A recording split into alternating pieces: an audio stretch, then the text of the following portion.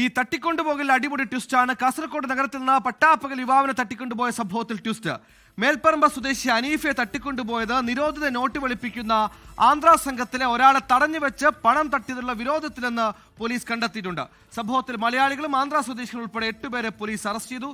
ചുരുക്കി പറഞ്ഞാൽ കേസിൽ വാദിയും ഒടുക്കം പ്രതിയായി.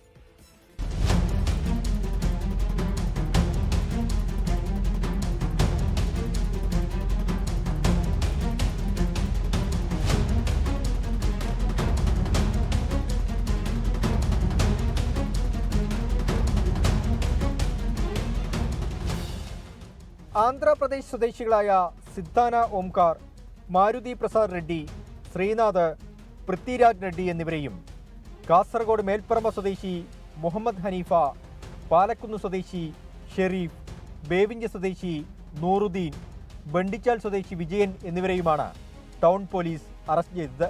നിരോധിച്ച 2000 രൂപയുടെ നോട്ടുകൾ വെളുപ്പിക്കുന്ന സംഘത്തിൽപ്പെട്ട ആന്ധ്രാപ്രദേശ് സ്വദേശികളെ ഷെരീഫും സംഘവും കാസർഗോഡേക്ക് വിളിച്ചു വരുത്തി.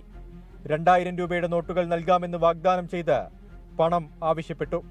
നോട്ടുകൾ പരിശോധിച്ച ഓംകാറിന് പണം വ്യാജമെന്ന് തോന്നിയതോടെ ഇയാളെ ഷെരീഫും സംഘവും തടഞ്ഞുവെച്ചു. മോചനദ്രവ്യമായി 7,80,000 രൂപ ആവശ്യപ്പെട്ടു. ഷെരീഫും ഹനീഫയും ഉൾപ്പെടുന്ന സംഘം തട്ടിയെടുത്ത പണം തിരിച്ചുപിടിക്കാനാണ് ആന്ധ്രാ സ്വദേശികളായ നിരോധിത നോട്ട് വെളുപ്പിക്കൽ സംഘം ഹനീഫയെ തട്ടിക്കൊണ്ടുപോയത്. പ്രതികൾ സഞ്ചരിച്ച വാഹനം തിരിച്ചറിഞ്ഞതോടെ വിവരം കർണാടക പോലീസിനെ അറിയിച്ചു. സകലേഷ്പുര പോലീസ് ഔട്ട്പോസ്റ്റിൽ നിന്നാണ് വാഹനവും പ്രതികളും പോലീസിന്റെ പിടിയിലാവുന്നത്.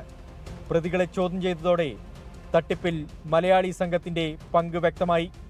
ഇതോടെയാണ് ഹനീഫയുടെ സംഘത്തിലെ മുഖ്യപ്രതിയായ ഷെരീഫ്, നൂറുദ്ദീൻ, വിജയൻ എന്നിവർ പിടിയിലാകുന്നത്.